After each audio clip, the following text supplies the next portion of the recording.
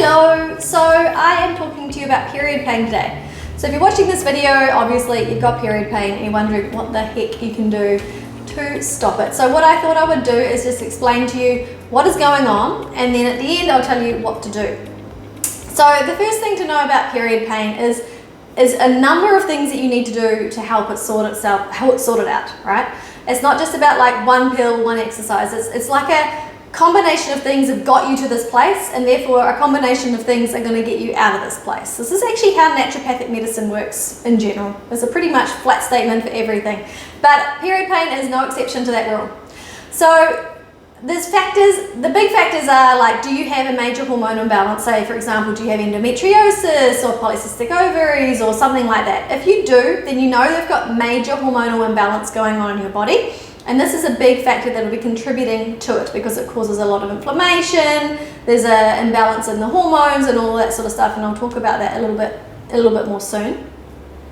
Do you have mineral deficiency? So do you have a deficiency, for example, of the minerals that we know are relaxing to the body? So the two classic ones are magnesium and calcium. An imbalance of these as well. So do you have an imbalance of these? Not just not enough, but do you have too much calcium, not enough magnesium, or the other way around?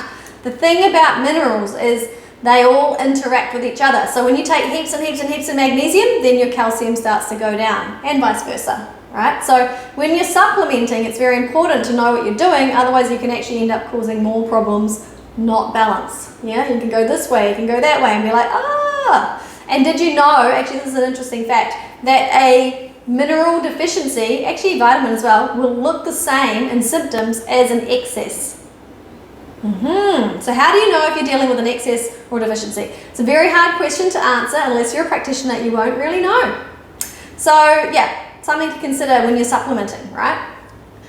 The other thing is liver and gut. Now this has a big part to do with period pain. The liver and the gut is really what regulates inflammation in the body. If your gut is happy, the bugs are happy in your gut, then your inflammation in your whole body starts to calm down. It's the same with your liver. If your liver is nicely ticking along, processing all the things, got all the vitamins, got all the minerals, got all the things that it needs to do its job, doesn't have problems like genetic issues and things like that, which a lot of us do these days. I'm one of those people.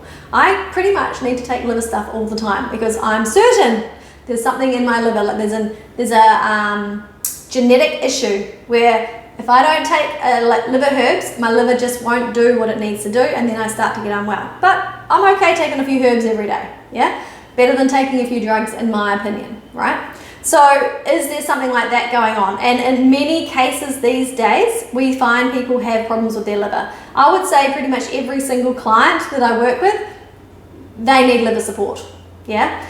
One of the fundamental reasons, we could say two things. The fundamental reasons that like things that cause health problems is a gut that's out of balance, the flora, and a liver that's not working properly or stressed, yeah? And these things happen for many, many reasons. Like I said, there's genetic reasons, and you ask the question, okay, so why did you get the genetic reason, the genetic problem in the first place?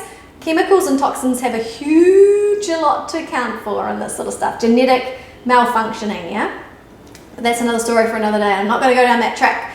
But basically, these two things really need to be sorted out. Yeah, we need to make sure that you've got the flora in the right balance in the gut. Not too much yeast, not too much bacteria or the wrong bacteria.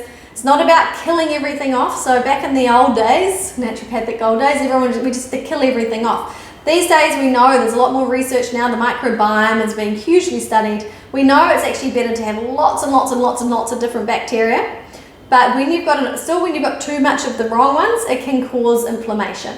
So we can do gut testing for this. I do kinesiology to help with this, to help work out what you need to help balance that out. It's not usually just as simple as like, here's a probiotic, fixed. Doesn't really work like that. Often there does need to be a little bit of like killing off. I use herbs to do that. Then I may put some probiotics in, or maybe it's more about gut healing. It's usually more about the healing of the gut than the actual probiotics themselves is what I find. Probiotics maybe, especially if you've taken antibiotics. If you've taken a lot of antibiotics or you've recently taken antibiotics, then sure, probiotics are definitely important there. And if you've taken a lot of killers, like herbs that have been killing and really strong ones, like oregano oil or anything that's just super like full on, like a bomb in your belly, then yes, probiotics may be useful. But in my experience, it's more about like the prebiotics and the fiber and the nutrients and the healing factors that will help the gut to reduce inflammation and therefore help reduce pain, period pain in the long run. So gut healing, reducing gut inflammation, that helps the liver work better.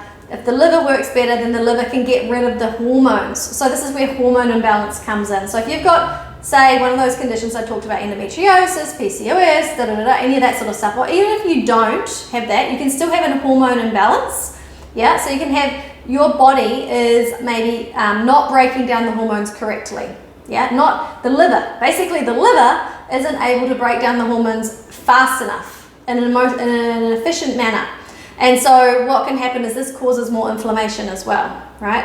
Especially if you've got heavy periods and period pain and it's like really dark, like clotty, purple blood, this really tells us that this liver problem is there.